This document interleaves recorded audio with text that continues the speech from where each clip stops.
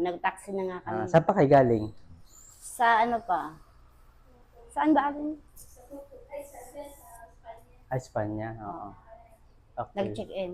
Doon sa kulay na gusto mo, yung parang platinum silver greenish siya eh. Okay. So, magdidepende pa rin kung kaya ng buhok mo, ma'am.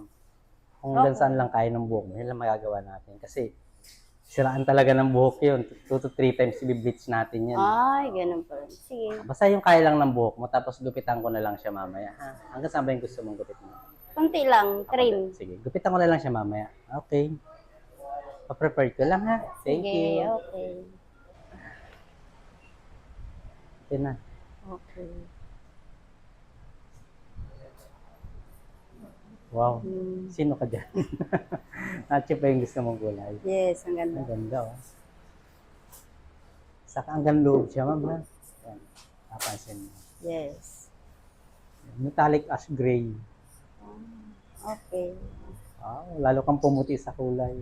So yun, 2 days bago mo siya paligawan. And then, yung purple shampoo, twice a week mo siya gagamitin kasi high maintenance na itong ginawa natin. Okay. Meron tayo diyang purple shampoo, silver shampoo. Happy ka sa kulay. Thank you so much. Thank you. Thank you. And then yung tone down natin ito, 2 to 3 months. Pero hindi na ako makakabalik. Alis ka? Oo. Babalik mo na lang. Gamitan mo lang siya ng purple shampoo, ng silver shampoo. Sige. Una ko ng video yung likod, ha? Wow. Ganda. Blandina.